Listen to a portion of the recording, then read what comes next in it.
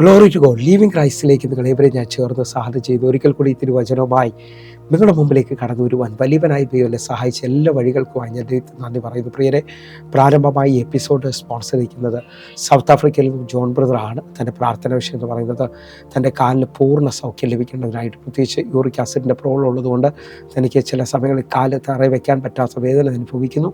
അതിനകത്തുനിന്ന് ഈ എപ്പിസോഡ് നടന്നു കഴിയുമ്പോൾ ഒരു പൂർണ്ണ സൗഖ്യം ഞാൻ വിശ്വസിക്കുന്നത് യേശുവിൻ്റെ രക്തത്തിൻ്റെ ശക്തി കർത്താവ് ഈ മകനെ സൗഖ്യമാക്കാൻ പോകുന്നു എന്ന് എത്ര പേർ വിശ്വസിക്കുന്നു? എൻ്റെ കൂടെ ചേർന്നുകൊണ്ട് നിങ്ങൾ പ്രാർത്ഥിക്കണം. അതേപോലെ തന്നെ ഈ ദിവസങ്ങളിൽ താൻ പുതിയൊരു ബിസിനസ് തുടങ്ങാൻ ആഗ്രഹിക്കുന്നു. അതിനകത്ത് ദൈവത്തിൻ്റെ കരം, തനിക്ക് ദൈവികമായ ചില വിടുതലുകൾ ഈ ദിവസങ്ങളിൽ കാണുവാൻ എൻ്റെ കൂടെ ഒന്ന് പൂർണ്ണമായി പ്രാർത്ഥിക്കണം. ദൈവം ഈ മകനെ ഉയർത്തേണ്ടതിനായിട്ട് ഒരുമിച്ച് പ്രാർത്ഥിക്കാം. ഈ മകന് വേണ്ടി, ഈ മകൻ്റെ എല്ലാ വിഷയത്തിനകത്തും ദൈവത്തിൻ്റെ കരം ചലിക്കേണ്ടതിനായിട്ട് കടകൊടുത്ത് നടക്കാം, പ്രാർത്ഥിക്കാം. ഞങ്ങളെ സ്നേഹിക്കുന്ന ഞങ്ങളുടെ നല്ല ദൈവമേ, പൂർണ്ണ ഹൃദയത്തോടെ ഞങ്ങൾ ഒരുമിച്ച് ഞങ്ങളുടെ മകനായി പ്രാർത്ഥിക്കുന്നു. ഒരു വലിയ ദൈവപ്രവൃത്തി കാണുവാൻ, വലിയ ദൈവത്തിൻ്റെ കരം കാണുവാനായിട്ട് കർത്താവെ അങ്ങ് പ്രവർത്തിച്ചെന്ന് പറയാൻ തക്കവണ്ണം കർത്താവെ ഞാൻ ഈ പ്രാർത്ഥിക്കുന്ന സമയത്ത് തന്നെ ദൈവം അങ്ങയുടെ മകനെ സൗഖ്യമാക്കണം. അത്ഭുതകരമായി കാലിൻ്റെ മേളിൽ സൗഖ്യത്തെ അങ്ങ് വെളിപ്പെടുത്തുന്നതിനായി മമ്മി തൻ്റെ രണ്ട് കാലും പൂർണ്ണമായി ഉറപ്പിച്ച് ചവിട്ടുവാൻ ദൈവം തന്നെ മുമ്പോട്ട് നടത്തേണ്ടതിനായി ഞങ്ങൾ ഒരുമിച്ച് പ്രാർത്ഥിക്കുകയാണ് കർത്താവെ. അതേപോലെ ഞാൻ വിശ്വസിച്ചുകൊണ്ട് തൻ്റെ പുതിയ ബിസിനസ് മേഖലയെ ഏൽപ്പിച്ച് പ്രാർത്ഥിക്കുന്നു. ദൈവം വളർത്തണം, ദൈവം അത്ഭുതമാക്കണം കർത്താവെ. ഒരുമിച്ച് ഏൽപ്പിച്ച് പ്രാർത്ഥിക്കണം. ഈ പ്രാർത്ഥന നടന്നുകൊണ്ടിരിക്കുമ്പോൾ ഈ രണ്ട് വിഷയത്തിനകത്തും വലിയ വിടുതൽ കണ്ടെന്ന് പറയുവാൻ, വലിയ ദൈവപ്രവൃത്തി കണ്ടെന്ന് പറയുവാൻ സ്വർഗ്ഗം സഹായിക്കേണ്ടതിനായി പ്രാർത്ഥിക്കുന്നു. യേശുവിൻ നാമത്തിൽ ഞാൻ പ്രാർത്ഥിക്കുന്നു. കർത്താവ് ചെയ്തതിനായി നന്ദി. ആമേൻ, ആമേൻ, ആമേൻ. പ്രിയരെ, അനുഗ്രഹിക്കപ്പെട്ട ഒരു എപ്പിസോഡിലോട്ട് ഞാൻ നിങ്ങളെ ക്ഷണിക്കുന്നു. കടന്നു വന്നാട്ടെ. പ്രിയരെ, മാറ്റമില്ലാത്ത ദൈവത്തിൻ്റെ തിരുവചനവുമായി ഒരിക്കൽ കൂടെ നിങ്ങളുടെ മുമ്പിലേക്ക് കടന്നു വരുവാൻ വലിയവനായ ദൈവം എന്നെ സഹായിച്ച എല്ലാ വഴികൾക്കുമായി ഞാൻ ദൈവത്തിന് നന്ദി പറയുന്നു. എന്നെ കേൾക്കുന്നവരെ, ദൈവത്തിൻ്റെ വചനത്തിന് മാറ്റമില്ലെങ്കിൽ വിശ്വസിക്കുന്നവർക്കും ഈ തിരുവചനം മാറ്റം കൊണ്ടുവരും. ഒന്നുകൂടെ ഒന്ന് പറഞ്ഞാൽ, നിങ്ങൾ ഈ വചനം ശ്രദ്ധിക്കുമ്പോൾ യോഹന്നാന്റെ സുവിശേഷം 1-ാം അധ്യായം 1-ാമത്തെ വാക്യം പറയുന്നു, ആദിയിൽ വചനമുണ്ടായിരുന്നു, വചനം ദൈവത്തോടു കൂടെയായിരുന്നു, വചനം ദൈവമായിരുന്നു. നിങ്ങൾ വിശ്വസിക്കാൻ പറ്റുമെങ്കിൽ ഈ വചനത്തെ നിങ്ങൾ എത്രത്തോളം ശ്രദ്ധിക്കുകയും എത്രത്തോളം വിശ്വാസത്തിൽ ഏറ്റെടുക്കുകയും ചെയ്യുമോ അത്രത്തോളം വലിപ്പമായി നിങ്ങളുടെ ജീവിതത്തിനകത്ത് ഈ വചനത്തിന് ചലിക്കാൻ കഴിയും. ഞാൻ ഒന്നുകൂടെ ഒന്ന് വിളിച്ചു പറയാം, അവൻ്റെ അടിപ്പിണരാൽ സൗഖ്യമുണ്ടെന്ന് നിങ്ങൾ വിശ്വസിക്കുന്നവരാണെങ്കിൽ ഈ വചനം നിങ്ങൾക്ക് വേണ്ടി ഇപ്പോൾ ചലിക്കാൻ തുടങ്ങും. അതേപോലെ തന്നെ അടഞ്ഞ വഴികളെ ഈ വചനം തുറക്കുമെന്ന് നിങ്ങൾ വിശ്വസിക്കുന്നവരാണെങ്കിൽ നിങ്ങൾക്ക് വേണ്ടി ദൈവത്തിൻ്റെ വചനത്തിൻ്റെ ശക്തി വെളിപ്പെട്ട് വരാൻ പോവുകയാണ്. കാരണം യോഹന്നാന്റെ സുവിശേഷം 1-ാം അധ്യായത്തിൻ്റെ 4-ാമത്തെ വാക്യം പറയുന്നു, അവനിൽ ജീവൻ ഉണ്ടായിരുന്നു, ആ ജീവൻ മനുഷ്യരുടെ വെളിച്ചമായിരുന്നു. ഈ കേൾക്കുന്ന വചനത്തിന് ജീവനുണ്ട്. എന്നെ കേൾക്കുന്നവരെ, യേശു തൻ്റെ ശിഷ്യന്മാരോട് പറഞ്ഞു, ഞാൻ നിങ്ങളോട് സംസാരിച്ച വചനം ജീവനും ആത്മാവുള്ളതാണ്. അങ്ങനെ വിശ്വസിക്കുന്നവരുണ്ടെങ്കിൽ ഈ വചനത്തിന് നിങ്ങളുടെയും എൻ്റെയും പാതയെ തുറക്കാൻ കഴിയും. അത്ഭുതകരമായി സൗഖ്യത്തെ കൊണ്ടുവരാൻ കഴിയും. ജീവിതത്തിനകത്ത് വലിയ മാറ്റങ്ങൾ കൊണ്ടുവരാൻ പറ്റും. നിങ്ങൾ വിശ്വസിക്കുന്നവരാണെങ്കിൽ 107-ാം സങ്കീർത്തനം അതിൻ്റെ 20-ാമത്തെ വാക്യം പറയുന്നു, ഞാൻ എൻ്റെ വചനം അയച്ച് അവരെ സൗഖ്യമാക്കുകയും അവരെ കുഴിയിൽ നിന്ന് കരകയറ്റുകയും ചെയ്യും. അപ്പോൾ ദൈവത്തിൻ്റെ വചനത്തിൻ്റെ പ്രത്യേകത ആഴമായി ശ്രദ്ധിക്കുകയും ഈ വചനം അയക്കപ്പെട്ടാൽ നിൻ്റെ ജീവിതത്തിനകത്ത് നിനക്ക് സ്വയമേ കയറാൻ പറ്റാത്ത എല്ലാ മേഖലയിലും ഈ തിരുവചനം നിന്നെ കരകയറ്റുകയും നിങ്ങളെ സൗഖ്യമാക്കുകയും ചെയ്യും. അയക്കപ്പെട്ട വചനത്തിൻ്റെ പ്രത്യേകത യെശയ്യാ പ്രവാചകൻ വിളിച്ചു പറയുന്നു, അതിൻ്റെ കാര്യം തികയ്ക്കാതെ, ഈ വചനത്തിൻ്റെ ഇഷ്ടം തികയ്ക്കാതെ തിരിച്ചു മടങ്ങിപ്പോകത്തില്ല. നിങ്ങൾ എത്ര പേർ ഈ സമയത്ത് നല്ലൊരു ഇരിപ്പിടം ഉറപ്പാക്കി പ്രാർത്ഥനയോടെ ഇന്നത്തെ ഈ വചനം അനേകരെ തൊടുമെന്ന് ഞാൻ വിശ്വസിക്കുന്നു. കാരണം എൻ്റെ ജീവിതത്തിനകത്ത് ഈ വചനം മാറ്റം കൊണ്ടുവന്നു എങ്കിൽ വിശ്വസിക്കുന്ന ഓരോ ദൈവമക്കളോടും ഞാൻ ആത്മാവിൽ വിളിച്ചു പറയുന്നു, ദൈവത്തിൻ്റെ ശബ്ദം പുറപ്പെട്ടാൽ, ദൈവത്തിൻ്റെ വചനത്തെ റിസീവ് ചെയ്യാൻ ആരെങ്കിലും നിന്നാൽ അവിടെ പച്ചവെള്ളം വീഞ്ഞായി തീരും. ഹല്ലേലൂയ. ആരെങ്കിലും എന്നെ കേൾക്കുന്നുണ്ടെങ്കിൽ ഈ സമയം മുതൽ വിശ്വാസം സംസാരിക്കാൻ തുടങ്ങണം. സംസാരിക്കുന്നത് നിങ്ങളുടെ മുമ്പിൽ വെളിപ്പെട്ട് വരാൻ തുടങ്ങും. അങ്ങനെ വിശ്വസിക്കുന്നവരുണ്ടെങ്കിൽ നമ്മുടെ ആദരത്തിൻ്റെ ഫലം നമുക്ക് അനുഭവിക്കാൻ കഴിയുമെന്നാണ് സദൃശവാക്യക്കാരൻ പറയുന്നത്. ജീവനും മരണവും നമ്മുടെ നാവിൻ്റെ അധികാരത്തിലിരിക്കുന്നു. വിശ്വസിക്കുന്നവരുണ്ടെങ്കിൽ വാ തുറന്ന് വിശ്വാസത്തെ ഇപ്പോൾ ക്ലെയിം ചെയ്യാൻ തുടങ്ങുക. ഇന്നലകളിൽ തോറ്റവരുണ്ടാകാം, ഇന്നലകളിൽ തകർന്നവരുണ്ടാകാം, പക്ഷേ ഇന്നു മുതൽ പത്രോസിൻ്റെ പടകിൽ കയറിയവൻ നിങ്ങളുടെ ജീവിതത്തിനകത്തൊരു അത്ഭുതം ചെയ്യുന്നു. അതെന്താ പാസ്റ്റർ എങ്ങനെ ചോദിച്ചാൽ, ഇന്നലെ പത്രോസ് അതേ കടലിൽ, അതേ പടകിൽ, അതേ വലയിൽ ശൂന്യതയും നിരാശയും കണ്ടെങ്കിൽ യേശു ആ പടകിൽ കയറിയതോടെ സാഹചര്യം മുഴുവൻ മാറി. ആ പടക് നിറയെ മാത്രമല്ല, മറ്റുള്ള പടകുകളെ കൂടെ വിളിച്ച് നിറയ്ക്കുന്ന രീതിയിൽ ഒരു വലിയ അത്ഭുതം യേശു ചെയ്തെങ്കിൽ നിങ്ങളുടെ വീട്ടിൽ ഇന്നലെ വരെയും നിങ്ങൾ ശൂന്യത കണ്ടു, മറ്റുള്ളവരും മുമ്പിൽ നിങ്ങളൊരു നിന്ദാപാത്രം മാത്രമാണെങ്കിൽ നിങ്ങൾ വിശ്വസിക്കുക, നിങ്ങളുടെ ജീവിതത്തിനകത്ത് അത്ഭുതങ്ങൾ സംഭവിക്കുകയാണ്. എന്നെ കേൾക്കുന്നവരെ, നമ്മുടെ ജീവിതത്തിനകത്ത് വചനത്തിന് അത്ഭുതം ചെയ്യാൻ കഴിയും. ഒന്നുകൂടെ ഒന്ന് പറഞ്ഞാൽ 119 സങ്കീർത്തനം 105 വാക്യം പറയുന്നു, നിന്റെ വചനം എൻ്റെ കാലിന് ദീപവും എൻ്റെ പാതയ്ക്ക് പ്രകാശവുമാണ്. വിശ്വസിക്കുന്നതിനുണ്ടെങ്കിൽ ഇപ്പോൾ ഈ വചനത്തെ ക്ലെയിം ചെയ്യുക. നിങ്ങളുടെ ജീവിതത്തിനകത്ത് ഒരു അത്ഭുത വഴി തുറക്കാൻ പോകുന്നു. ദൈവപ്രവൃത്തി വെളിപ്പെടാൻ പോവുകയാണ്. ഇപ്പോൾ തന്നെ പ്രതികരിക്കാൻ തുടങ്ങുക. പ്രതികരിക്കുന്നതിന് വേണ്ടി യേശു നിൽക്കാൻ തുടങ്ങും. വഴിയരികിൽ ഇരുന്ന് ഭിക്ഷ യാചിച്ചുകൊണ്ടിരുന്നവൻ പതിവിൽ നിന്നും വ്യത്യസ്തമായ ഒരു ആരവം കേൾക്കുകയാണ്. അവൻ ചോദിച്ചു, ഈ ആരവം എന്താണ്? ഹല്ലേലൂയ. അതിനകത്തുനിന്ന് അവൻ്റെ അടുക്കൽ നിന്ന് ചിലവർ വിളിച്ചു പറഞ്ഞു, നസറേന യേശു ഇതിലേക്ക് കടന്നു പോവുകയാണ്. അവൻ ഉറക്കെ നിലവിളിച്ചുകൊണ്ട് പറഞ്ഞു, എൻ്റെ ജീവിതത്തെ മാറ്റാൻ കഴിയുന്ന, എൻ്റെ ജീവിതത്തിനകത്ത് സൗഖ്യം കൊണ്ടുവരാൻ കഴിയുന്നവൻ ഇതാ എൻ്റെ മുമ്പിലൂടെ കടന്നു പോവുകയാണ്. അവൻ ഉറക്കെ വിളിച്ചിട്ട് ഇങ്ങനെ പറഞ്ഞു, ദാവീദ് പുത്രാ, എന്നോട് കരുണ തോന്നണമേ. നിങ്ങൾ വിശ്വസിക്കുന്നവരാണെങ്കിൽ നിങ്ങൾ ഈ പ്രാർത്ഥിക്കുന്ന മിനിറ്റ് മുതൽ ഇന്നലെ എങ്ങനായിരുന്നു നിങ്ങളുടെ ജീവിതം എന്നുള്ളതല്ല, ഈ മിനിറ്റിൽ എൻ്റെ കർത്താവ് നിങ്ങൾക്ക് വേണ്ടി നിൽക്കാൻ പോവുകയാണ്. നിങ്ങളുടെ ജീവിതത്തിനകത്ത് പുതിയത് സംഭവിക്കാൻ പോവുകയാണ്. ആഴമായിട്ട് വിശ്വസിക്കുകയും പ്രാർത്ഥിക്കുകയൊക്കെ ചെയ്യുന്നവർ ഇന്നത്തെ ഈ വചന സന്ദേശം എൻ്റെ ജീവിതത്തെ മാറ്റിയെന്ന് ഞാൻ പൂർണ്ണമായി വിശ്വസിക്കുന്ന ആളാണ്. ആ നിലയിൽ തന്നെ ഞാൻ കുറിവാക്യം എന്ന നിലയിൽ എബ്രായ ലേഖനം 12-ാം അധ്യായം അതിൻ്റെ 3-ാമത്തെ വാക്യം നമുക്ക് ഒരുമിച്ച് ചേർന്ന് വായിക്കാം. ജീവിതത്തിനകത്ത് ക്ഷീണം അനുഭവിക്കുന്നവരുണ്ടാകാം, മടുത്തുപോയവരുണ്ടാകാം. ഒന്നുകൂടെ നിങ്ങളെ നോക്കി വിളിച്ചു പറയുകയാണ്, ക്ഷീണമെന്ന് പറയുന്നതും മടുത്തുപോയുന്ന അനുഭവങ്ങളും നമ്മൾ പ്രതീക്ഷിക്കാത്ത സമയത്ത് നമ്മുടെ ജീവിതത്തിനകത്ത് വന്ന പ്രതികൂലങ്ങൾ, പ്രതിസന്ധികൾ, നമുക്കതിനെ ജയിക്കാൻ കഴിയാതെ നീണ്ട നാളുകളായിട്ടൊരു നന്മ കാണാൻ പറ്റാതെ എവിടെയോ ഒതുങ്ങിപ്പോയ ഒരു അനുഭവമാണ്. വിശ്വസിക്കുന്നവരുണ്ടെങ്കിൽ നിങ്ങൾ ശ്രദ്ധിച്ച് നോക്കിക്കോ. ആകാശത്തുനിന്ന് തീയിറക്കിയ ഏലിയാവ് ഇതാ ഒരു സ്ത്രീയുടെ വാക്കിനകത്ത് നിരാശപ്പെട്ട് ചൂരച്ചെടിയുടെ കീഴിൽ കിടന്ന് മരിക്കാൻ തീരുമാനിക്കുകയാണ് എന്ന് പറഞ്ഞു കഴിഞ്ഞാൽ, ഇന്നലകളിൽ വലിയ ദൈവപ്രവർത്തികൾ കണ്ടെങ്കിലും ജീവിതത്തിനകത്ത് ചിലവരുടെ വാക്ക്, സാഹചര്യം എല്ലാം ഇപ്പോൾ നമ്മെ തകർത്തതുപോലെ, നമുക്ക് എഴുന്നേക്കാൻ പറ്റാത്തതുപോലെ, മുമ്പലത്തെ പോലെ പ്രാർത്ഥിക്കാൻ പറ്റാത്തതുപോലെ, ഈ ലോകത്തിൽ നാം ജീവിക്കുന്നത് കൊണ്ട് നമുക്ക് നേരിടുന്ന പ്രതികൂലത്തിൽ നാം പ്രതീക്ഷിക്കാത്ത പ്രതിസന്ധികളിൽ ഞാനും നിങ്ങളും ക്ഷീണിച്ചു പോകാം, തളർന്നു പോകാം, മടുത്തു പോകാം. പക്ഷേ ഇന്നത്തെ ഈ വചനത്തിനകത്ത് ആഴമേറിയ 5 കാര്യങ്ങൾ, ക്ഷീണിച്ചു പോകുന്ന 5 കാര്യങ്ങളെക്കുറിച്ചും അതേപോലെ തന്നെ ക്ഷീണത്തെ ജയിക്കാനുള്ള 5 കാര്യത്തെക്കുറിച്ച് ഞാൻ വ്യക്തമായി പറയുന്നു. ജീവിതത്തിനകത്ത് മടുപ്പ് വരാം, ക്ഷീണം വരാം. പക്ഷേ ഒരു ദൈവം ഇതിൽ തിരിച്ചറിയേണ്ടത്, യേശു കർത്താവ് ഇതിനെ ജയിച്ചിട്ടുണ്ടെങ്കിൽ നിങ്ങളും നിശ്ചയമായും ജയിക്കണം. നിങ്ങളുടെ വിശ്വാസത്തിൽ അത്ഭുതത്തെ കാണാൻ തയ്യാറാകണം. ഞാൻ ഈ ആരംഭത്തിൽ തന്നെ പറയട്ടെ, നമ്മുടെ ജീവിതത്തിനകത്ത് ക്ഷീണിച്ചു പോകുന്ന എവിടെയാണെന്ന് ചോദിച്ചു കഴിഞ്ഞാൽ നമ്മൾ വലിയ പ്രതിസന്ധികളിൽ ഒറ്റപ്പെട്ടു പോകുമ്പോഴാണ്. നിങ്ങൾ കാൽവരി ക്രൂശിലേക്ക് ഒന്ന് നോക്കണം കേട്ടോ. നീണ്ട 18 മണിക്കൂറുകൾ കോടതികൾ മാറി മാറി ചോദ്യം ചെയ്യുകയും അതേപോലെ തന്നെ ശരീരം മുഴുവൻ ഉഴവ് ചാല് പോലെ കീറി മുറിക്കപ്പെട്ട് ആ കാൽവരി ക്രൂശിലേക്ക് ക്രൂശീകരണത്തിന് വേണ്ടി പോകുമ്പോൾ വീണും എഴുന്നേറ്റും ഭാരമേറിയ മരക്കുരിശും ചുമന്നുകൊണ്ട് വീണും എഴുന്നേറ്റും വലിയ തകർച്ചയിലൂടെ പോകുന്ന യേശു കർത്താവിനോട് ശത്രു വന്ന് ചോദിക്കുന്നുണ്ടായിരിക്കാം. എൻ്റെ ഭാഷയാണ് കേട്ടോ, നിങ്ങൾ മനസ്സിലാക്കണം. നമ്മുടെ ജീവിതത്തിനകത്ത് എല്ലാം പ്രതികൂലമാകുമ്പോൾ, എല്ലാം അവസാനിച്ചെന്ന് തോന്നുമ്പോഴേ അറിയാം നമുക്ക് വിരോധമായി നിൽക്കുന്നവർ എഴുന്നേൽക്കത്തോളൂ. എന്തിനാ നീ പ്രാർത്ഥിച്ചത്? എന്തിനാ ഇത്രത്തോളം ദൈവത്തെ വിളിച്ചത്? നിന്റെ ജീവിതത്തിനകത്ത് വല്ലതും ഉണ്ടോ എന്ന് ചോദിച്ച് ശത്രു എഴുന്നേൽക്കുന്നത് കാണാൻ പറ്റും. ആ ക്രൂശീകരണത്തിൻ്റെ സമയത്ത് യേശു കർത്താവിനോട് ശത്രു വന്ന് ചോദിക്കുന്നുണ്ടാകാം, നിന്റെ ദൈവം എവിടെയാണ്?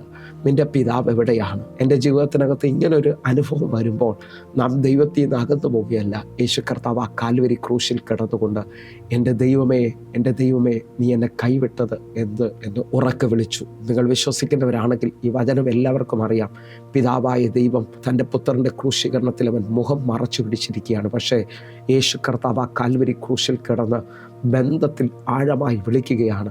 നിങ്ങളുടെ ജീവിതത്തിനകത്ത് എല്ലാം അവസാനിച്ചെന്ന് തോന്നിയാലും, ഇനി ഒരു ഉയർച്ചയില്ലെന്ന് തോന്നിയാലും, നിങ്ങൾ ബന്ധത്തിൽ അപ്പാ എന്നൊന്ന് വിളിക്കാൻ പറ്റുമെങ്കിൽ, ബന്ധത്തിനകത്താണ് നിങ്ങൾ നിൽക്കുന്നതെങ്കിൽ, എത്ര തകർച്ചയിലാണെങ്കിൽ നിങ്ങൾ വിളിച്ചാൽ ദൈവം പ്രതികരിക്കും കേട്ടോ.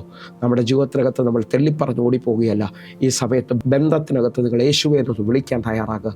ക്രൂശിൽ ഏറ്റവും താഴ്ത്തിയവനെ ഇതാ 3-ാം ദിവസം ഏറ്റവും ഉയർത്തുന്നത് കാണാൻ പറ്റും. എല്ലാ നാമത്തിനും മുകളിലുള്ള നാമം നൽകി എൻ്റെ യേശുവിനെ മാനിച്ചു എങ്കിൽ നിങ്ങൾ വിശ്വസിക്കുക, അതേ ദൈവം ഈ മെസ്സേജ് നടന്നുകൊണ്ടിരിക്കുമ്പോൾ നിങ്ങളുടെ ജീവിതത്തിനകത്ത് ഒരു അത്ഭുതം ചെയ്യാൻ പോവുകയാണ്. അങ്ങനെ ഉണ്ടെങ്കിൽ നമ്മൾ കുറിവാക്യത്തിലേക്ക് കടന്നു വരികയാണ്. എബ്രായ ലേഖനം 12-ാം അധ്യായം അതിൻ്റെ 3-ാമത്തെ വാക്യത്തിലേക്ക്. നിങ്ങളുടെ ഉള്ളിൽ ക്ഷീണിച്ചു മടുക്കാതിരിക്കാൻ പാപികളാൽ തനിക്ക് നേരിട്ട ഇങ്ങനെയുള്ള വിരോധം സഹിച്ചവനെ ധ്യാനിച്ചു കൊള്ളുവിൻ. നിങ്ങൾ നോക്കേ, യേശു കർത്താവിനെ കുറിച്ചാണ് ഈ വാക്യം എഴുതിയിരിക്കുന്നത്. പാപികളാൽ വിരോധം നേരിട്ടവനെ ധ്യാനിക്കണമെന്നാണ് എഴുതിയിരിക്കുന്നത്. കാൽവരി ക്രൂശിൽ കിടക്കുമ്പോഴും വെല്ലുവിളികളും കാൽവരി ക്രൂശിൽ കിടക്കുമ്പോഴും ദൈവമാണെങ്കിൽ ഇറങ്ങി വരാൻ പറഞ്ഞതും ആ വിലാപ്പുറം കുത്തിത്തുളയ്ക്കുകയും ചെയ്തവർക്ക് വേണ്ടി പ്രാർത്ഥിച്ചവനാണ് എൻ്റെ യേശു കർത്താവ്. നിങ്ങൾ വിശ്വസിക്കുന്നവരാണെങ്കിൽ ഈ ലോകത്തിൽ നിങ്ങൾക്ക് കഷ്ടമുണ്ട് എങ്കിലും ധൈര്യപ്പെടുവിൻ, ഞാനതിനെ ജയിച്ചിരിക്കുന്നു എന്ന് പറഞ്ഞ വലിയവനായ യേശുവിനെ ഒന്ന് ധ്യാനിക്കാൻ നിങ്ങൾ തയ്യാറായാൽ, യേശുവിനെ ഒന്ന് വിളിക്കാൻ തയ്യാറായാൽ, നിങ്ങളുടെ ജീവിതത്തിനകത്ത് എത്ര ക്ഷീണിച്ചു പോയ അനുഭവത്തിനകത്തും എത്ര മടുത്തുപോയ അനുഭവത്തിനകത്തും നിങ്ങളുടെ ജീവിതത്തിനകത്തൊരു പുതിയ അത്ഭുതത്തെ കർത്താവിന് ചെയ്യുവാൻ, കർത്താവ് നിങ്ങളുടെ ജീവിതത്തിനകത്തൊരു പുതിയ എഴുന്നേൽപ്പിനെ അയക്കാൻ എൻ്റെ കർത്താവിന് കഴിയുമെന്ന് വിശ്വസിക്കുന്നവരുണ്ടെങ്കിൽ ഇപ്പോൾ നിങ്ങൾ വിശ്വസിച്ചുകൊണ്ട് പ്രാർത്ഥിക്കണം. ഏലിയാവിനെ ആ ചൂരച്ചെടിയുടെ കീഴിൽ നിന്ന് ദൂതൻ തട്ടി എഴുന്നേൽപ്പിച്ചതുപോലെ ഇപ്പോൾ നിങ്ങളുടെ ഓട്ടം ഓടേണ്ടതിനായി, നിങ്ങളുടെ ക്രിസ്ത്യ ജീവിതം ആവേശകരമായി മാറേണ്ടതിനായി നമുക്ക് ഒരുമിച്ച് ചേർന്നുകൊണ്ട് ആഴമായ വചനചിന്തയിലേക്ക് വരാം. നിങ്ങൾ ശ്രദ്ധിക്കാൻ പറ്റുമെങ്കിൽ ശ്രദ്ധിച്ചോ. ജീവിതത്തിനകത്ത് മടുത്തുപോയെന്ന് പറയുന്നവരോട് പരിശുദ്ധാത്മാവ് പറയാണ്, നിങ്ങൾ ഈ സമയത്ത് ആഴമേറിയ നന്മകൾ അനുഭവിക്കാൻ തയ്യാറാകണം. ഹല്ലേലൂയ. 73 സങ്കീർത്തനം ശ്രദ്ധിച്ചാൽ ആസാഫ് എഴുതിയ സങ്കീർത്തനമാണ്. ആ സങ്കീർത്തനത്തിനകത്ത് ആദ്യത്തെ 11 വാക്യങ്ങൾ നിങ്ങൾ ആഴമായി വായിച്ചു നോക്കണം. ആസാഫ് തളർന്നു പോകുന്ന അനുഭവങ്ങൾ കാണാൻ പറ്റും. ആസാഫ് ഒത്തിരി വേദനപ്പെടുന്ന അനുഭവങ്ങൾ കാണാൻ പറ്റും. കാരണം ദുഷ്ടന്മാരുടെ ഉയർച്ച കണ്ടിട്ട്, ദുഷ്ടന്മാരുടെ നന്മ കണ്ടിട്ട്, ദുഷ്ടന്മാരുടെ സൗഖ്യം കണ്ടിട്ട് ആസാഫ് ദൈവസന്നിധിയിൽ ദൈവത്തോട് പിറുപിറുക്കുന്നത് കാണാൻ പറ്റും. എന്നാൽ ഞാൻ അതുകൊണ്ട് വിളിച്ചു പറയുന്നു, 16 വാക്യത്തിലേക്ക് വരുമ്പോൾ ആസാഫ് വലിയ വേദനയിലായിത്തീരുന്നത് കാണാൻ പറ്റും. 16 വാക്യം വരെയും ശ്രദ്ധിച്ചാൽ, 73 സങ്കീർത്തനം 16 വാക്യം വരെയും ശ്രദ്ധിച്ചാൽ ആസാഫ് ക്ഷീണിച്ചു പോകുന്ന ഒരു അനുഭവം കാണാൻ പറ്റും. ഇന്ന് ഇതേപോലെ ക്ഷീണിച്ച് നിൽക്കുന്ന നിങ്ങളോട് എനിക്ക് പറയാനുണ്ട്, ദൈവത്തിൻ്റെ ആലയത്തിലേക്ക് നിങ്ങൾ കടന്നു പോകാൻ തയ്യാറായാൽ, ദൈവ സാന്നിധ്യം അനുഭവിക്കാൻ നിങ്ങൾ തയ്യാറായാൽ, അവിടെ മുതൽ നിങ്ങളുടെ ജീവിതത്തിനകത്ത് പുതിയ അനുഭവങ്ങൾ സംഭവിക്കും. ദൈവം ഇടപെടാൻ തുടങ്ങും. ആ നിലകളിൽ എന്നെ കേൾക്കുന്നവരെ, ആരംഭത്തിൽ ഞാൻ 5 വിധത്തിലുള്ള ക്ഷീണങ്ങളെക്കുറിച്ചൊന്ന് തൊടുകയാണ്. എൻ്റെ കൂടെ ചേർന്നുകൊണ്ട് ഒന്നാമത് ശാരീരിക ക്ഷീണമാണ്. യോഹന്നാന്റെ സുവിശേഷം 4 അധ്യായം അതിൻ്റെ 6 വാക്യം. അവിടെ യാക്കോബിൻ്റെ ഉറവയുണ്ടായിരുന്നു. യേശു വഴി നടന്ന് ക്ഷീണിച്ചിട്ട് ഉറവിനരികെ ഇരുന്നു. അപ്പോൾ ഏകദേശം 6 മണി നേരമായിരുന്നു. യേശു കർത്താവ് വഴി നടന്ന് ക്ഷീണിച്ചിട്ട് ശാരീരികമായ ക്ഷീണത്തെയാണ് ഇവിടെ കാണിക്കുന്നത്. ജീവിതത്തിനകത്ത് നന്മ കാണാതെ ഒത്തിരി അലഞ്ഞു പോയ, ഒത്തിരി വഴി നടന്ന് ക്ഷീണിച്ചവരെ എനിക്ക് ഈ വചന സന്ദേശത്തിനകത്ത് കാണാൻ പറ്റും. നിങ്ങൾ വിശ്വസിക്കാൻ പറ്റുമെങ്കിൽ യേശു കർത്താവ് വഴി നടന്ന് ക്ഷീണിക്കുന്ന സമയത്ത് അവൻ ചെന്നിരുന്നത് യാക്കോബിൻ്റെ ഉറവയുടെ അരികിലാണ്. നിങ്ങൾ വിശ്വസിക്കുന്നവരാണെങ്കിൽ നിങ്ങളുടെ ജീവിതത്തിനകത്തും ഈ മണിക്കൂറുകളിൽ നിങ്ങളെ തണുപ്പിക്കുന്ന, നിങ്ങളുടെ ദാഹത്തെ മാറ്റുന്ന ചില ഉറവകളെ എൻ്റെ ദൈവം തുറക്കാൻ പോവുകയാണ്. പഴയ നിയമത്തിൽ അബ്രഹാം ഒരു തുരുത്തി വെള്ളവും അപ്പവും കൊടുത്തുകൊണ്ട് ബെർശേബ മരുഭൂമിയിലേക്ക് ഹാഗാറിനെയും ഇസ്മായിലിനെയും തള്ളിവിടുന്നത് കാണാൻ കഴിയും. പക്ഷേ ആ മരുഭൂമിയിൽ നിന്ന് ഹാഗാറും ഇസ്മായിലും തീരുമെന്ന് ലോകം പറഞ്ഞിട്ടുണ്ടാകാം, ശത്രു വിധി എഴുതിയിട്ടുണ്ടാകാം. പക്ഷേ അവിടെ വെച്ച് ഇതാ കുഞ്ഞിൻ്റെ നിലവിളി കേട്ട് ആ ബെർശേബ മരുഭൂമിയിൽ ഉറവയെ തുറന്ന കർത്താവ് ഹാഗാറിൻ്റെ കണ്ണിനെ ദൈവം തുറക്കുകയാണ്. നിങ്ങൾ വിശ്വസിക്കാൻ പറ്റുമെങ്കിൽ ഇപ്പോൾ നിങ്ങളുടെ നിരാശ മാറുന്ന രീതിയിൽ, നിങ്ങളുടെ ക്ഷീണം മാറുന്ന രീതിയിൽ എൻ്റെ കർത്താവ് നിങ്ങളുടെ കണ്ണുകളെ തുറക്കുന്നു. ഉറവകൾ കാണാൻ പോവുകയാണ്. ഒന്നാമത്തത് ശാരീരിക ക്ഷീണമാണെങ്കിൽ, രണ്ടാമത്തത് മാനസിക ക്ഷീണമാണ്. സംഖ്യാപുസ്തകം 21 അധ്യായം അതിൻ്റെ 4 വാക്യം. പിന്നെ അവർ ഏദോം ദേശത്തെ ചുറ്റിപ്പോകുവാൻ ഹോർ പർവ്വതത്തിൽ നിന്ന് ചെങ്കടൽ വഴിയായി യാത്ര പുറപ്പെട്ടു. വഴി നിമിത്തം ജനത്തിൻ്റെ മനസ്സ് ക്ഷീണിച്ചു. ഇസ്രായേൽ മക്കളെ കുറിച്ചാണ് ഈ വാക്യം എഴുതിയിരിക്കുന്നത്. ഇസ്രായേൽ മക്കൾക്ക് ആഹാരത്തിന് കുറവില്ലായിരുന്നു, വസ്ത്രം പഴകിയില്ല, അവരെ ചെരുപ്പ് തേഞ്ഞില്ല. പക്ഷേ അവർ ദീർഘനാളുകൾ നടന്നു തളർന്നു പോയതായി കാണുകയാണ്. പുറമേ നോക്കിയിട്ട് ഒരു കുഴപ്പമില്ല, എല്ലാം അവർക്ക് ദൈവം സെറ്റ് ചെയ്തിട്ടുണ്ടെങ്കിലും അവർ കേട്ട വാഗ്ദത്തത്തെ അവർക്ക് കാണാൻ പറ്റാതായതോടെ അവരുടെ മനസ്സ് ക്ഷീണിച്ച് തളർന്നു പോയതായിട്ടാണ് കാണുന്നത്. എന്നെ കേൾക്കുന്നവരെ, നിങ്ങളോട് ഈ ആഴം ഒന്ന് പറയാം. നമ്മുടെ ചില വിഷയങ്ങൾക്കായിട്ട് നാളുകൾ ഉപവസിക്കുകയും പ്രാർത്ഥിക്കുകയും ചെയ്യുന്നു. പക്ഷേ ഒരു മറുപടി കാണാതെ വരുന്നതോടെ നമ്മുടെ മനസ്സങ്ങ് തളർന്നു പോകും. ഇനി എന്തിനാ ആ തലമുറയുടെ വിഷയത്തിന് പ്രാർത്ഥിക്കുന്നത്? ഇനി എന്തിനാ ജോലിക്ക് വേണ്ടി പ്രാർത്ഥിക്കുന്നത്? കാരണം ഒത്തിരി പ്രാർത്ഥിച്ചിട്ടും ഒത്തിരി ഉപവസിച്ചിട്ടും ഒന്നും നടന്നില്ലെന്ന് പറഞ്ഞുകൊണ്ട് മനസ്സ് ക്ഷീണിച്ച് ഒത്തിരി പേരെ എനിക്കിതിനകത്ത് കാണാം. നിങ്ങൾ വിശ്വസിക്കുന്നവരാണെങ്കിൽ ഇപ്പോൾ നമ്മുടെ ഉള്ളിൽ വന്ന ആ ക്ഷീണത്തെ യേശുവിൻ്റെ നാമത്തിൽ ജയിക്കുവാൻ തയ്യാറാകുക. എങ്കിൽ മൂന്നാമത്തെ ചിന്തയിലേക്ക് നമ്മൾ വരികയാണ്. വിശ്വാസത്തിൽ ക്ഷീണിച്ചു പോകുന്ന, വിശ്വാസത്തിൽ തളർന്നു പോകുന്ന ഒരു തലം. റോമാലേഖനം 4 അധ്യായം അതിൻ്റെ 19 വാക്യവും 20 വാക്യവും. അവൻ ഏകദേശം 100 വയസ്സുള്ളവനാകിയാൽ തൻ്റെ ശരീരം നിർജീവമായി പോയതും സാറായുടെ ഗർഭപാത്രത്തിൻ്റെ നിർജീവത്വം ഗ്രഹിച്ചിട്ടും വിശ്വാസത്താൽ ക്ഷീണിച്ചില്ല. 19 വാക്യം നിങ്ങൾ നോക്കേ. അവന് 100 വയസ്സായി. വാഗ്ദത്തം കേട്ടത് 75-ാമത്തെ വയസ്സിലാണ്, പക്ഷേ ഇപ്പം 100 വയസ്സായി തീരുകയാണ്.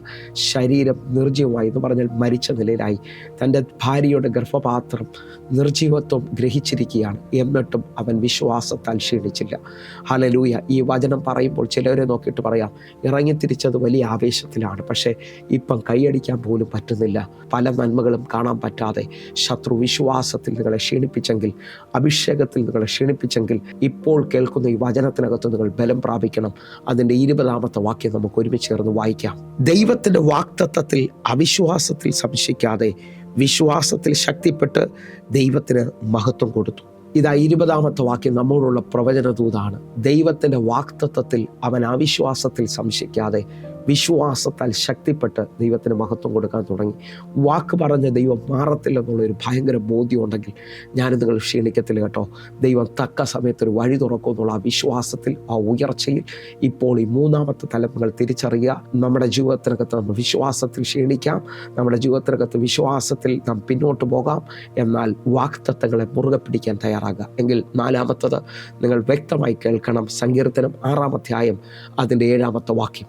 ദുഃഖം കൊണ്ട് എൻ്റെ കണ്ണ് കൊഴിഞ്ഞിരിക്കുന്നു, എൻ്റെ സകല വൈരികളും ഹേതുവായി ക്ഷീണിച്ചും ഇരിക്കുന്നു. ഈ വചനം നിങ്ങൾ ശ്രദ്ധിച്ചു നോക്കുക. ചിലവർ കടന്നു പോകുന്ന സാഹചര്യത്തിൽ അവർ ഉറക്കം നഷ്ടപ്പെടുന്നു. ജോലിയിലെ വിരോധം, കുടുംബത്തിലെ പ്രശ്നങ്ങൾ, ഇടപെടുന്ന മേഖലകളിലെല്ലാം പ്രതികൂലങ്ങൾ കണ്ടിട്ട് ജീവിതത്തിനകത്തും ഒറ്റപ്പെട്ട് ക്ഷീണിച്ചു പോയവരുണ്ടാകാം. ഹല്ലേലൂയ. ഇതാ എൻ്റെ വൈരികൾ നിമിത്തം ഞാൻ ക്ഷീണിച്ചിരിക്കുകയാണ്. നിങ്ങളുടെ വൈരികൾ നിമിത്തം നിങ്ങളെ പുറമെ ചിരിച്ച് കാണിച്ചിട്ട് ഉയർച്ച തരാതെ നന്മകളെ മുഴുവൻ തടയുന്ന ആരെങ്കിലും ഒക്കെ ഉണ്ടെങ്കിൽ ഇപ്പോൾ യേശുവേ എന്നൊന്ന് വിളിച്ചുകൊണ്ട് എൻ്റെ ദൈവത്തിന് നിങ്ങളുടെ ജീവിതത്തെ പുതുക്കാൻ കഴിയും. വൈരികൾ നിമിത്തം ക്ഷീണിച്ചു പോയവരെന്നെ ശ്രദ്ധിക്കുന്നു. ഇപ്പോൾ ഒരു ജയത്തിലേക്ക് നിങ്ങൾ നടക്കാൻ തയ്യാറാകുക. എങ്കിൽ 5-ാമത്തെ ചിന്ത എന്ന് പറയുന്നത് 31-ാം സങ്കീർത്തനം അതിൻ്റെ 10-ാമത്തെ വാക്യം. എൻ്റെ ആയുസ് ദുഃഖം കൊണ്ടും എൻ്റെ സംവത്സരങ്ങൾ നെടുവീർപ്പ് കൊണ്ടും കഴിഞ്ഞു പോയിരിക്കുന്നു. എൻ്റെ അകൃത്യ നിമിത്തം എൻ്റെ ബലം ക്ഷീണിച്ചും എൻ്റെ അസ്ഥികൾ ക്ഷയിച്ചും ഇരിക്കുന്നു. ഇതാ സങ്കീർത്തനക്കാരൻ പറഞ്ഞ പദം നിങ്ങൾ ശ്രദ്ധിച്ചു നോക്കേ. എൻ്റെ അകൃത്യ നിമിത്തം എൻ്റെ ബലം ക്ഷീണിച്ചും എൻ്റെ അസ്ഥികൾ ക്ഷയിച്ചും ഇരിക്കുകയാണ്.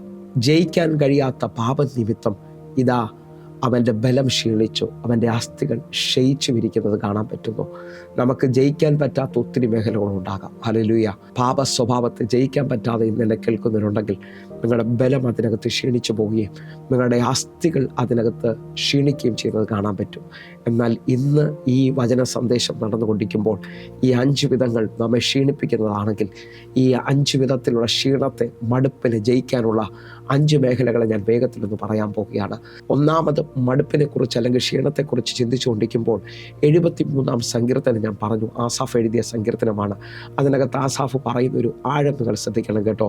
ആസാഫ് ആദ്യത്തെ 16 വാക്യങ്ങളിൽ വലിയ വിഷമത്തെ, നിരാശയെ വെളിപ്പെടുത്തുന്നത് കാണാൻ പറ്റും. എന്നാൽ 17-ാമത്തെ വാക്യം 1-ാമത്തെ ചിന്തയാണ്. 73-ാം സങ്കീർത്തനം അതിൻ്റെ 17-ാമത്തെ വാക്യം.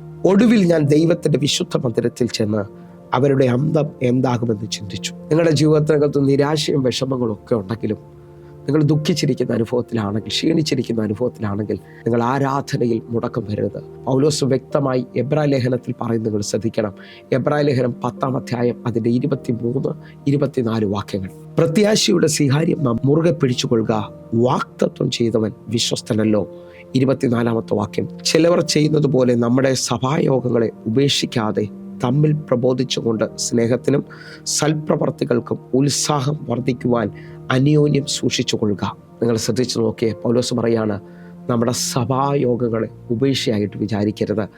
വാഗ്ദത്തം ചെയ്തവൻ വിശ്വസ്തനാണെന്ന് തിരിച്ചറിയണം. അപ്പോൾ ഈ 2 വചനങ്ങളുടെ അടിസ്ഥാനത്തിൽ ദൈവസാന്നിധ്യം ഇറങ്ങുന്ന ആരാധനകളിൽ നിങ്ങൾ വില കൊടുക്കുന്നുണ്ടെങ്കിൽ ഓരോ ദിവസവും നിങ്ങൾ പുതുക്കം പ്രാപിക്കും. നിങ്ങളുടെ ജീവിതത്തിനകത്ത് ആത്മീക വർധനവ് സംഭവിക്കും. നിങ്ങൾ വീണ്ടും വീണ്ടും അധികം ബലത്തോടെ ഓടുവാൻ തയ്യാറാകും. കാരണം ദൈവശബ്ദം നമ്മെ എഴുന്നേൽപ്പിക്കുന്നതാണ്. ദൈവശബ്ദം നമ്മുടെ ജീവിതത്തിനകത്ത് വഴികളെ തുറക്കുന്നതാണ്. ക്രൂശീകരണത്തിൻ്റെ രഹസ്യം നിങ്ങൾ നോക്കി. അവർ അവനെ ക്രൂശിച്ചു. ആ ക്രൂശീകരണത്തിനകത്ത് ഒരു കൂട്ടം ആൾക്കാരെ കാണാൻ പറ്റും. പക്ഷേ മരിച്ചവരുടെ ഇടയിൽ നിന്ന് ദൈവം ഒറ്റയ്ക്കാണ് അവനെ എഴുന്നേൽപ്പിക്കുന്നത്. എന്ന് പറഞ്ഞാൽ എന്തെല്ലാം സാഹചര്യങ്ങളും എന്തെല്ലാം പ്രതികൂലങ്ങളുമാണ് നിങ്ങൾ നിൽക്കുന്നതെങ്കിലും എൻ്റെ ദൈവം ഒറ്റയ്ക്ക് മതി നിന്നെ ഇന്ന് എഴുന്നേൽപ്പിക്കുവാനായിട്ട്. നിങ്ങൾ വിശ്വസിക്കുന്നവരാണെങ്കിൽ ഈ മണിക്കൂറിൽ ഈ വചനം നിന്നെ എഴുന്നേൽപ്പിക്കും, നിന്റെ ആവേശത്തെ വർദ്ധിപ്പിക്കും. ഇപ്പോൾ ഒന്നാമത്തത്, സഭാരാധന മുടക്കരുത്. ഹല്ലേലൂയ. ആലയത്തിൽ പോകുന്നത് മുടക്കം വരുത്തരുത്. അവിടെ നിന്റെ ക്ഷീണം മാറുന്നത് കാണാൻ പറ്റും. രണ്ടാമത്തത്, ഞാൻ നിങ്ങൾ വായിച്ച വാക്യമാണ് എബ്രായ ലേഖനം 12-ാം അധ്യായം അതിൻ്റെ 3-ാമത്തെ വാക്യം. നിങ്ങളുടെ ഉള്ളിൽ ക്ഷീണിച്ചു മടുക്കാതിരിക്കുവാൻ പാപികളാൽ തനിക്ക് നേരിട്ട ഇങ്ങനെയുള്ള വിരോധം സഹിച്ചവനെ ധ്യാനിച്ചുകൊള്ളുവിൻ. നമ്മുടെ ഉള്ളിൽ ക്ഷീണിച്ചു മടുക്കാതിരിക്കേണ്ടതിന് യേശുവിനെ ധ്യാനിക്കുവാൻ തയ്യാറാകണം. ആ സ്നേഹനിധിയെ, കാൽവരി ക്രൂശിൽ വില തന്ന എൻ്റെ കർത്താവിനെ ധ്യാനിക്കുവാൻ തയ്യാറാകണം. വചനത്തെ ധ്യാനിക്കാൻ തയ്യാറാകണം. അവിടെയാണ് സങ്കീർത്തനക്കാരൻ പറയുന്നത്, അവൻ ആറ്റരുകത്ത് നട്ടിരിക്കുന്നതും തക്ക കാലത്ത് ഫലം കായ്ക്കുന്നതും ഇടപാടാത്ത വൃക്ഷം പോലെയും ഇരിക്കും, അവൻ ചെയ്യുന്നതൊക്കെയും സാധിക്കും. നിങ്ങൾ ഈ വചനത്തെ ധ്യാനിക്കുന്നുണ്ടെങ്കിൽ, യേശുവിനെ ധ്യാനിക്കുന്നുണ്ടെങ്കിൽ, ക്ഷീണത്തെ നിങ്ങൾ ഉറപ്പായും ജയിക്കും. കാരണം നിങ്ങളുടെ കണ്ണുനീരിനെ അത്ഭുതമാക്കാൻ കഴിയുന്ന, ഒന്നുകൂടെ എൻ്റെ ഭാഷയിൽ പറഞ്ഞാൽ വിലാപത്തെ നൃത്തമാക്കാൻ കഴിയുന്ന ഒരു ദൈവത്തെ നമുക്കിവിടെ കാണാൻ കഴിയും. 3-ാമത്തത് കൊലോസ്യ ലേഖനം 3-ാം അധ്യായം അതിൻ്റെ 24-ാമത്തെ വാക്യം. അവകാശം എന്ന പ്രതിഫലം കർത്താവ് തരുമെന്നറിഞ്ഞ് കർത്താവായ ക്രിസ്തുവിനെ സേവിക്കുവിൻ. നിങ്ങൾ വിശ്വസിക്കുന്നവരാണെങ്കിൽ ഈ വചനത്തെ പൂർണ്ണമായി ഏറ്റെടുക്കണം. എൻ്റെ കർത്താവ് അവകാശമെന്ന പ്രതിഫലം ഓരോ ദൈവമക്കൾക്കും തരുമെന്ന് പൂർണ്ണമായി അറിഞ്ഞുകൊണ്ട് കർത്താവിനെ മടുപ്പ് കൂടാതെ, ഈ വർഷം പല മാസങ്ങൾ നമ്മളെ വിട്ടുപോയിട്ടുണ്ട്, എന്നാലും പൂർണ്ണ ഹൃദയത്തോടെ എൻ്റെ കൂടെ ചേർന്നുകൊണ്ട് വിശ്വസിച്ചുകൊണ്ട് പറയണം, ഞാൻ അവകാശം പ്രാപിക്കാൻ വിളിക്കപ്പെട്ടവനാണ്. എൻ്റെ കർത്താവ് ഈ വചനത്തിൻ്റെ അടിസ്ഥാനത്തിൽ എനിക്ക് പ്രതിഫലം തരുമെന്നുള്ളത് ഉറപ്പായി ഞാൻ വിശ്വസിക്കുന്നു. അങ്ങനെ ഉണ്ടെങ്കിൽ ഈ ദിവസങ്ങളിൽ പ്രതിഫലത്തിനായി മടുത്തു പോകാതെ ഓടാൻ തയ്യാറാക്കണം. എൻ്റെ കർത്താവ് വാക്ക് മാറത്തില്ല. വചനത്തിന് മാറ്റമില്ലെങ്കിൽ എൻ്റെ പ്രതിഫലം നിശ്ചയം. എങ്കിൽ 4-ാമത്തെ തലത്തിലോട്ട് നമ്മൾ വരികയാണ്. ഗലാത്യ ലേഖനം 6-ാം അധ്യായം 9-ാമത്തെ വാക്യം. നന്മ ചെയ്യുകയിൽ നാം മടുത്തു പോകരുത്, തളർന്നു പോകാതിരുന്നാൽ തക്ക സമയത്ത് നാം കൊയ്യും. നന്മ ചെയ്യുന്നതിനകത്ത് ഒരിക്കലും മടുത്തു പോകരുത്. ചിലവരെ സഹായിച്ച നിമിത്തം ഇന്ന് പല വഴികളും അടഞ്ഞവരുണ്ടാകാം. ചിലവരെ സഹായിച്ചിട്ട് എല്ലാ വഴികളും അടഞ്ഞവരെന്നെ കേൾക്കുന്നുണ്ടാകാം. ചിലർ തീരുമാനം എടുത്തിട്ടുണ്ടാകാം, ഇനി ആരെ സഹായിക്കത്തില്ല, എല്ലാം നഷ്ടപ്പെട്ടു പോയതുപോലെ സാമ്പത്തികം നഷ്ടം അനുഭവിച്ചു, ജീവിതത്തിനകത്ത് വർഷങ്ങൾ നഷ്ടം അനുഭവിച്ചിട്ടെന്നെ കേൾക്കുന്നു. എന്നാൽ വചനം പറയുന്നു, നന്മ ചെയ്യുന്നതിൽ നിങ്ങൾ മടുത്തു പോകരുത്. കാരണം തക്ക സമയത്ത് നിങ്ങളുടെ ജീവിതത്തിനകത്ത് നീ ഒരു കൊയ്ത്ത് വെച്ചിട്ടുണ്ട്. വിശ്വസിക്കുന്നവരുണ്ടെങ്കിൽ തളർന്നു പോകാതെ, ക്ഷീണിച്ചു പോകാതെ വീണ്ടും നന്മ ചെയ്യുവാനായിട്ട് യേശുവിൻ്റെ നാമത്തിൽ എഴുന്നേറ്റ് ഉത്സാഹം കാണിക്കാൻ തയ്യാറാകണം. മറ്റുള്ളവരെ സഹായിക്കുവാൻ, കർത്താവിൻ്റെ നാമത്തിൽ നന്മ ചെയ്യുവാനായിട്ട് നിങ്ങൾ ഒരിക്കൽ കൂടെ ഒരുങ്ങുക. നിങ്ങളുടെ ജീവിതത്തിനകത്തൊരു ഭയങ്കര ദൈവപ്രവൃത്തിയുണ്ട്. ദൈവത്തിൻ്റെ കരം നിങ്ങൾക്ക് വേണ്ടി വെളിപ്പെട്ട് വരാൻ പോവുകയാണ്. അപ്പോൾ കൊയ്ത്തിന് വേണ്ടി ഒരുങ്ങുക. 5-ാമത്തെ ചിന്തയിലേക്ക് വരികയാണ്. 1 കൊരിന്ത്യർ 16-ാം അധ്യായം അതിൻ്റെ 22-ാമത്തെ വാക്യം. കർത്താവിനെ സ്നേഹിക്കാത്ത ഏവനും ശപിക്കപ്പെട്ടവൻ, നമ്മുടെ കർത്താവ് വരുന്നു. നിങ്ങൾ ശ്രദ്ധിച്ചു നോക്കിയേ, ഈ വാക്യത്തിനകത്ത് കർത്താവായ യേശുവിനെ സ്നേഹിക്കാത്തവൻ ശപിക്കപ്പെട്ടവൻ, എൻ്റെ കർത്താവ് വരുന്നു എന്നാണ് പറഞ്ഞിരിക്കുന്നത്. എന്നാൽ പോയതുപോലെ മടങ്ങി വരുമെന്നുള്ളത് ഉറപ്പായി വിശ്വസിച്ചുകൊണ്ട് ക്ഷീണത്തെ ജയിക്കാൻ തയ്യാറാക്കുക. 2, അറിയാം, കർത്താവിനെ ആവശ്യത്തിന് വേണ്ടിയോ അല്ലെങ്കിൽ ചിലത് ലഭിക്കേണ്ടതിന് വേണ്ടിയല്ല വിളിക്കേണ്ടത്. ആ സ്നേഹത്തിനകത്ത് എൻ്റെ കർത്താവ് നിത്യസ്നേഹത്താലാണ് എന്നെ സ്നേഹിച്ചത്. ക്രൂശിലെ ആ സ്നേഹത്തെ ധ്യാനിക്കാൻ തയ്യാറാകണം. കാരണം അവൻ എനിക്കും നിങ്ങൾക്കും വേണ്ടി പൂർണ്ണമായി ജീവൻ തന്നുകൊണ്ട് നമ്മെ സ്നേഹിച്ചു. ആ സ്നേഹത്തിന് പകരമായി ഈ ഭൂമിയിൽ നമുക്കൊന്നും തിരിച്ചു കൊടുക്കാൻ പറ്റാത്തതുകൊണ്ട് നാം ദൈവത്തെ സ്നേഹിക്കാൻ തയ്യാറാകണം. എന്നെ കേൾക്കുന്നവരെ, നിത്യസ്നേഹം കൊണ്ട് നമ്മെ നിറച്ചവൻ, നിത്യസ്നേഹത്താൽ നമ്മെ വീണ്ടെടുത്തവൻ എൻ്റെ കൂടെ ഒന്ന് പ്രാർത്ഥിക്കാൻ പറ്റുന്നുണ്ട്. ഈ മിനിറ്റിൽ ക്ഷീണിച്ചു പോയവർ, മടുത്തു പോയവർ വീണ്ടും ഉത്സാഹം കാണിക്കേണ്ടതിനായിട്ട് ഈ വചന സന്ദേശം നിങ്ങളുടെ ജീവിതത്തിൽ അനുഗ്രഹമാണ്. നിങ്ങൾക്ക് ഇത് മിസ്സാകുന്നുവെങ്കിൽ നമ്മുടെ യൂട്യൂബ് ചാനലിൽ ഇത് ഉറപ്പായും അപ്ലോഡാകും. നിങ്ങൾക്ക് ഉറപ്പായും ഈ യൂട്യൂബിൽ ചാനലിൽ വന്ന് വീണ്ടും ഇത് കാണാൻ പറ്റും. അനേകർക്ക് ഇത് അനുഗ്രഹമായി തീരും. എങ്കിൽ ഒരുമിച്ച് ഒറ്റ വാക്ക് പ്രാർത്ഥിക്കാം. ഞങ്ങളെ സ്നേഹിക്കുന്ന ഞങ്ങളുടെ നല്ല കർത്താവെ, പൂർണ്ണ ഹൃദയത്തോടെ പ്രാർത്ഥിക്കുന്നു. ഒരത്ഭുത വിടുതൽ എന്നെ കണ്ട ഓരോ മക്കളുടെ മേലേക്കും വെളിപ്പെടുത്തണമേ. അത്ഭുതകരമായ വിടുതൽ സംഭവിച്ചതിനായി നന്ദി, സൗഖ്യം സംഭവിച്ചതിനായി നന്ദി, എഴുന്നേൽപ്പുകൾ സംഭവിച്ചതിനായി നന്ദി. യേശുവിൻ നാമത്തിൽ ഞാൻ പ്രാർത്ഥിക്കുന്നു. കേൾക്കണം പിതാവേ. ആമേൻ, ആമേൻ. പ്രിയരെ, നിങ്ങൾ ഉറപ്പായി വിളിക്കണം. നമുക്ക് ഒരുമിച്ച് ചേർന്ന് പ്രാർത്ഥിക്കാം.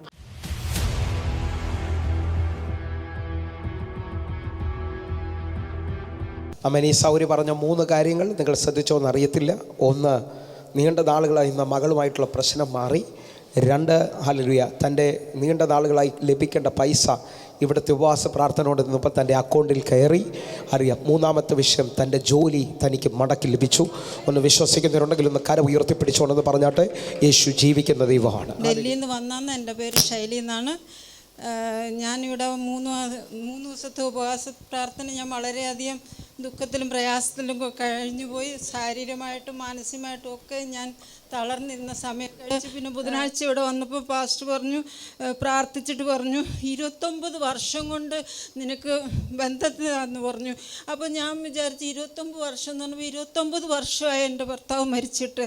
ആ 29 വർഷം കൊണ്ട് വളരെയധികം ബുദ്ധിമുട്ട് ഞാൻ എൻ്റെ കുഞ്ഞിനെ വളർത്തിയതും മുന്നോട്ട് കൊണ്ടുവന്നതും. ആ 29 വർഷത്തെ ആ പാസ്റ്റർ എനിക്കറിയില്ല, ഞാൻ ആദ്യമായിട്ട് ഇവിടെ വരുവാണ്. പാസ്റ്റർ അത് പറഞ്ഞപ്പോൾ എനിക്ക് വളരെ ഇതായി. പാസ്റ്റർ ഞങ്ങൾക്ക് വേണ്ടി പ്രാർത്ഥിച്ചു. പിന്നെ ഈ 3 ദിവസത്തെ ഉപവാസ പ്രാർത്ഥനയിൽ എനിക്ക് കിട്ടാനുള്ള പൈസ എൻ്റെ അക്കൗണ്ടിൽ എനിക്ക് മിനിഞ്ഞാന്ന് വന്നു. ഞാൻ ദൈവത്തോട് നന്ദി പറയണു. അതുപോലെ തന്നെ എന്നെ ജോലി പോയെങ്കിലും ആ ജോലി എനിക്ക് തിരിച്ചു കിട്ടി. അത് കാരണം വളരെയധികം അനുഗ്രഹിച്ച് ഞാൻ പറഞ്ഞു, ഞാൻ ഒരു ദുഃഖത്തോടെ ഞാൻ വന്നു, പക്ഷെ ഞാൻ സന്തോഷത്തോടെ തിരിച്ചു പോന്നു. ഞാൻ ചൊവ്വാഴ്ച ഞാൻ വണ്ടി കയറുവാണ്. ഞാൻ പോണില്ല എന്നും പറഞ്ഞ് ഞാൻ തിരിച്ച് ഇവിടെ വന്നു. ഞാൻ ഡൽഹിയിലോട്ട് പോണില്ല. ഞാൻ അനന്തയോടും പറഞ്ഞു ഞാൻ ഇവിടെ തന്നെ നിൽക്കും, ഇവിടെ എവിടെയെങ്കിലും ജോലി ചെയ്യാം. പക്ഷേ എന്നെ അവർ ഇന്നലെയും കൂടെ വിളിച്ചു, ചേച്ചി എന്നാ വരുന്നതെന്ന് ചോദിച്ചോണ്ട് ഞാൻ ദൈവത്തോട് നന്ദി പറഞ്ഞു. ഇതുപോലൊരു ആരാധന ഞാൻ എൻ്റെ ഡൽഹിയിൽ കണ്ടിട്ടില്ല. ഞാൻ IPC ചർച്ചിലാണ് പോകണമെങ്കിലും ഇതുപോലൊരു ആരാധന, ഇതുപോലൊരു വചനം, ഇതുപോലെ പാസ്റ്ററിൻ്റെ ഓരോ വാക്കും നമ്മുടെ നെഞ്ചത്ത് കുത്തുന്ന പോലുള്ള വാക്യങ്ങളാണ് എനിക്ക് കേട്ടത്. അതുപോലെ ഞാൻ വിചാരിച്ചു ഇനി അടുത്ത പ്രാവശ്യം ഞാൻ എല്ലാ മാസവും ഇങ്ങ് വന്നാലോ എന്ന് ഞാൻ ഓർക്കുക. അത്ര എനിക്ക് സന്തോഷമുണ്ട്.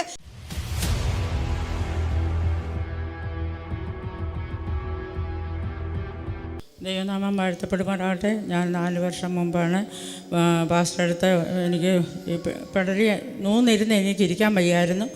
അങ്ങനെ ഞാൻ കിടന്ന് എൻ്റെ മോൾ എറണാകുളത്ത്, അങ്ങനെ ഞാൻ എറണാകുളത്ത് ചെന്നാണ് പാസ്റ്റർ അടുത്ത് ചെന്ന് പാസ്റ്റർ കൈവച്ച് പ്രാർത്ഥിച്ച് അന്നേരം തന്നെ ഞാൻ ചാടി എഴുന്നേറ്റ് ദൈവത്തെ മഹത്വപ്പെടുത്തുവാൻ അവിടുന്ന് സഹായിച്ചു. എഴുന്നേക്കാൻ പറ്റത്തില്ലായിരുന്നു, ഒരു സൈഡ് ഇങ്ങനെ തിരിഞ്ഞിരുന്നായിരുന്നു. ആ ഒറ്റ മീറ്റിംഗ് അമ്മച്ചി സൗഖ്യമായി. എല്ലാ ദൈവമക്കളും എനിക്ക് വേണ്ടി പ്രാർത്ഥിക്കണമെന്ന് അറിഞ്ഞുകൊണ്ട് നമുക്ക് ചോദിച്ചു. ആമേൻ. പുള്ളൂരിൽ നിന്ന് അമ്മച്ചി ഒറ്റയ്ക്ക് ഇവിടെ വന്നു. കർത്താവ് ചെയ്ത വലിയ കൃപയ്ക്കായി നമുക്ക് ഒരുമിച്ചൊന്ന് നന്ദി പറയാം. ദൈവത്തിൻ്റെ വലിയ പ്രവർത്തികൾ കാണും. ഈ കാണുന്ന വാട്സാപ്പ് നമ്പറിലേക്ക്, ഈ കാണുന്ന പ്രെയർ ലൈനിലേക്ക് നിങ്ങൾ മെസ്സേജ് അയക്കുകയും വിളിക്കുകയും ചെയ്യണമെന്ന് ഓർപ്പിക്കുന്നു. ദൈവത്തിൻ്റെ കരം നിങ്ങളുടെ ജീവിതത്തിനകത്ത് അത്ഭുതങ്ങളെ വിളിച്ചു വരുത്തും. നമുക്ക് ഒരുമിച്ച് പ്രാർത്ഥിക്കാം, ഒരുമിച്ച് ഈ ദിവസങ്ങളായിരിക്കാം. ദൈവത്തിൻ്റെ വലിയ പ്രവർത്തി കാണാം.